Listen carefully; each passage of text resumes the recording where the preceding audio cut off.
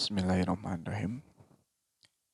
Assalamualaikum warahmatullahi wabarakatuh. Perkenalkan, nama saya Muhammad Andi Hakim dari kelas C Studi Islam Indonesia. NIM 53010200080. Akan memaparkan materi tentang Islam dan budaya Betawi guna memenuhi tugas UTS. Untuk pembahasan pertama, kita mulai dari asal usul orang Betawi dan sejarahnya ya. Adapun kata Betawi itu sendiri merupakan turunan kata dari Batavia, sebutan kota Jakarta pada zaman kolonial Belanda dulu yang dinamai oleh J.P. Koen. Kemudian orang-orang yang tinggal di Batavia biasa disebut Betawi atau suku Betawi. Menurut Ridwan Saidi, orang-orang asli Betawi belum dikenal, namun sudah ada orang-orang yang tinggal di daerah yang sekarang disebut kota Jakarta itu. Pada tahun ke-22 pemerintahan Raja Purnawarman, digali pula Sungai Gomatu sampai ke laut dan dikerjakan selama 21 hari. Setelah selesai, diadakannya upacara besar, sangat besar.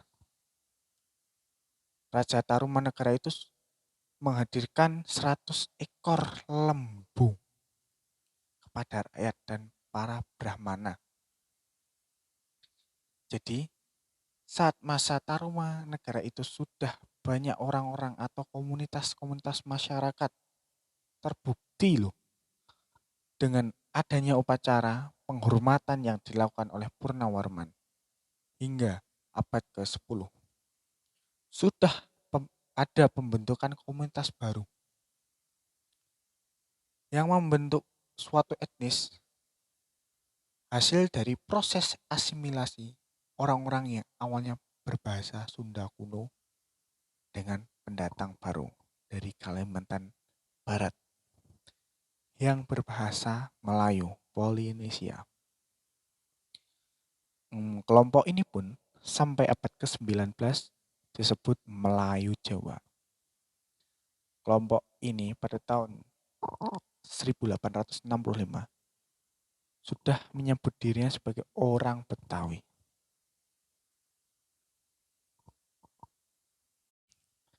Ya, kita lanjutkan pembahasan yang kedua, yaitu infiltrasi Islam terhadap masyarakat Betawi. Di sini terdapat dua pendapat tentang masuknya Islam ke tanah Betawi. Yang pertama menyatakan bahwa Islam datang dibawa ke Sunda Kelapa oleh Fathahillah saat menaklukkan dan mengalahkan Portugis pada tahun 1527 Masehi.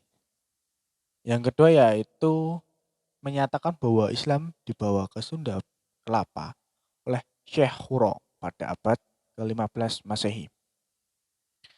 Setidaknya ada 5 fase tentang perkembangan Islam di tanah Betawi, yaitu fase pertama adalah fase awal penyebaran Islam di Betawi dan sekitarnya, terjadi pada tahun 1418 sampai 1527 Masehi oleh Syekh Khuro, Kian Santang, Pangeran Sarif Lubang Buaya, Pangeran Papak, Dato Tonggara, Dato Ibrahim Condet, dan Dato Biru Rawabanggi.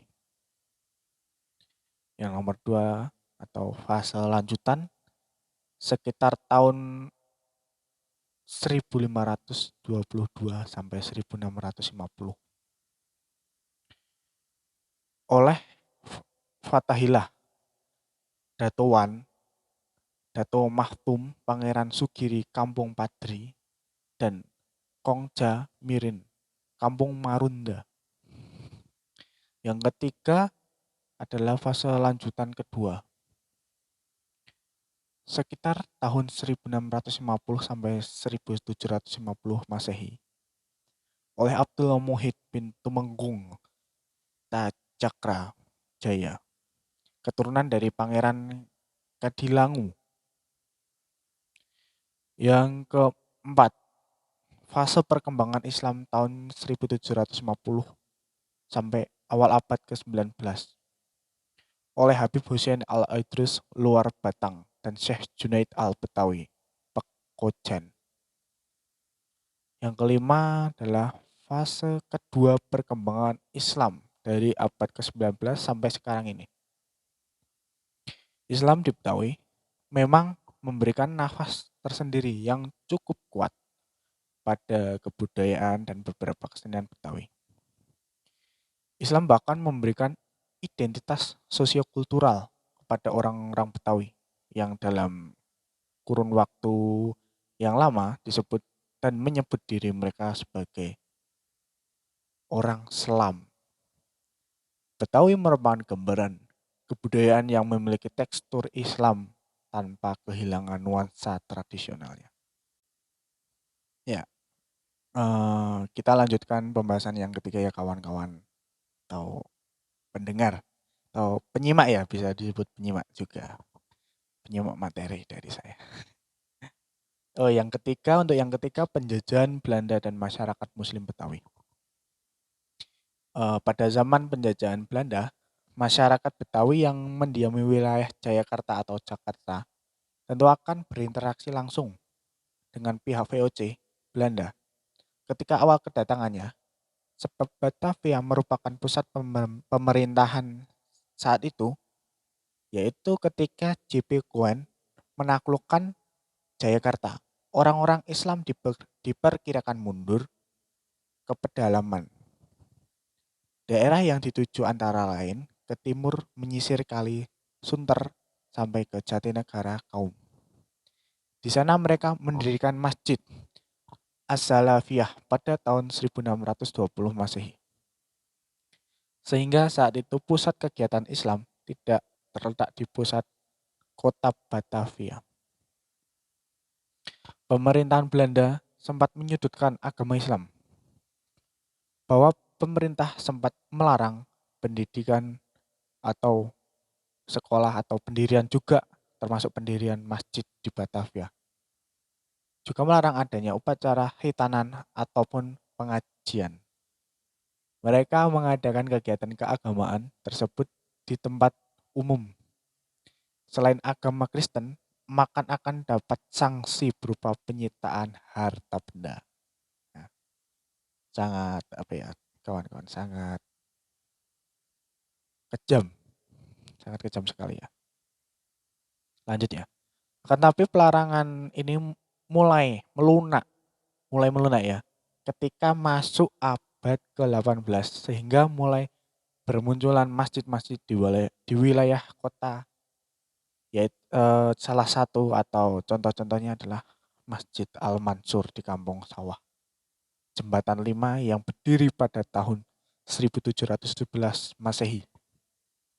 Yang kedua Masjid Pekojan di Perkampungan Arab tahun 1755 Masehi. Dan juga Masjid Kebon Jeruk berdiri pada tahun 1718 Masehi yang didirikan oleh rombongan penduduk Cina Muslim yang dipimpin oleh Chan Sen Wo. Meskipun kuatnya tekanan dari penjajahan Belanda, umat Islam di Betawi tetap memegang teguh agamanya. Sekitar 200 tahun lalu, pada masa pemerintahan Inggris 1808 sampai 1816, Sir Thomas Stamford Raffles bahkan memuji kegigihan perjuangan ulama Betawi yang memajukan rakyatnya. Kita lanjutkan materi yang keempat, yaitu ulama di Betawi ya. Ulama di Betawi. Masyarakat Betawi mengelompokkan ulama ke dalam 3 kategori, yakni pertama, Guru yang mempunyai keahlian dalam suatu disiplin ilmu dan punya hak untuk berfatwa dan mengajar kitab. Kemudian, mu'alim yaitu ulama yang mempunyai otoritas untuk mengajarkan kitab, namun tidak berfatwa. Yang kemudian atau yang ketiga, ada ustadz yang mengajarkan ilmu pengetahuan dasar Islam termasuk membaca Al-Quran. Sejak abad ke-18, agama Islam di Batavia disiarkan oleh orang Arab dan Betawi, Jawa, Banten, dan Bugis. Salah satu ulama Arab yang menyebarkan agama Islam di Batavia saat itu ialah Habib Hussein Al-Idrus dari Hadramaut dan mendirikan Masjid Keramat Luar Batang pada tahun 1735 Masehi. Selain itu ada juga Syed Utsman bin Abdullah bin Aqil bin Yahya yang juga dikenal sebagai Mufti Betawi. Syed Utsman memang hubungannya dengan Belanda tidak terlalu keras. Dalam persoalan politik, ia menginginkan perdamaian di Hindia Belanda dan penegakan hukum agama untuk keamanan. Dan beliau sangat produktif dalam mengarang kitab. Para habib dan ulama dari Arab memang memiliki peranan yang cukup besar dalam penyebaran Islam di Batavia. Selain itu, hubungan dengan Timur Tengah, terutama melalui perjalanan ibadah haji, juga memperkaya jaringan keulamaan dari Betawi. Di abad ke-18 dan 19 sudah banyak orang Betawi yang melakukan ibadah haji ke Mekah dan sebagian dari mereka terlebih dahulu di Mekah untuk belajar Islam. Untuk kesimpulannya dari materi-materi atau penjelasan yang saya uraikan tadi, kesimpulannya adalah masyarakat Betawi memiliki perjalanan sejarah yang panjang.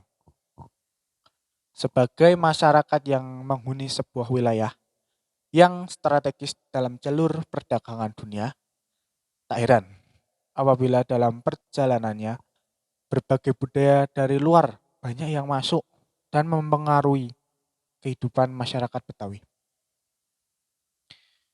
Meskipun begitu, Islam yang telah hadir lama dan mengakar di tengah masyarakat Betawi memiliki pengaruh yang besar dan signifikan dalam bentuk nilai dan kebudayaan Betawi.